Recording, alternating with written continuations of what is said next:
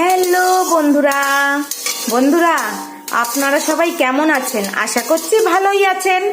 আমরাও ভালো আছি সবাই। কি করছি আমি বন্ধুরা? এই দেখেন সিমাই কাজু কিশমিশ ঘিয়ে একটু ভাজা ভাজা করছি। এই দেখেন এদিকে হচ্ছে দুধ বসানো, একটু সিমাই করব বন্ধুরা, একটু এখন সিমাই করব। এই ভাজা ভাজা হয়ে গেছে, এখন দুধে দিয়ে দেব। বন্ধুরা আমার সিমাই কিন্তু কমপ্লিট। এই যে এই গুঁড়ো দুধটা দেব এখন। গুঁড়ো দুধটা দিলে না খুব একটা আলাদা একটা সেন্ট আসে, একটা গন্ধ আসে, খুব ভালো লাগে।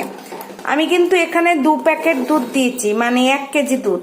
মাদার ডেয়ারি আমুলের প্যাকেটের 1 কেজি দুধ আমি জ্বালিয়ে পুরো ঘন করে, মানে 2 প্যাকেট দুধ 1 প্যাকেট করেছি, তারপরে আমি সিমাইটা রান্না করলাম। এই আমার কমপ্লিট। এই দেখেন কাজু, অল্প একটু কিশমিশ দিয়েছি 10-12টা, আর বেশি কাজু বাদাম বেশি।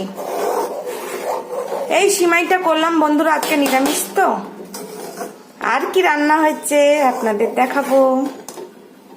এবার এই হাতাটা নামিয়ে এই প্লেটটা দিয়ে এরকম ঢেকে রাখবো।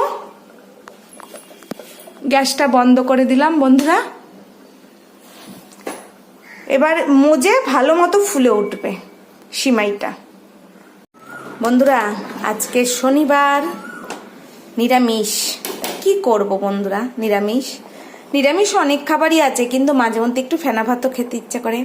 তাই আজকে দুপুরে খাওয়ার জন্য এই দেখেন গোবিন্দভোগ চালের ফেনা ভাত করছি আলু দিয়ে। একটু মুগ ডালও দিয়েছি, অল্প করে মুগ ডাল দিয়েছি, দেখতে পাচ্ছেন?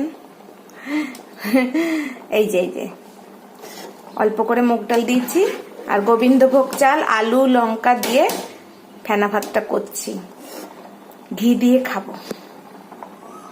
তাহলে বন্ধুরা আজকে ফেনা ভাত খাওয়া হবে, গোবিন্দভোগ চাল, মুগ ডাল আছে একটু, আলু দিয়েছি অল্প করে, লঙ্কা। গরম গরম ভাতে ঘি দিয়ে খাবো।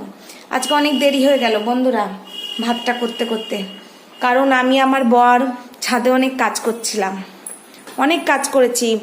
ওই সেদিন ঝড়ে যে টবগুলো ভেঙে গেছিল, কালকে প্লাস্টিকের টব এনেছিলাম, ওই টবে সব গাছ লাগিয়েছি, মানে একটা গাছ 4টে ভাগ করে লাগিয়েছি, পাতাবাহারি গাছ তো।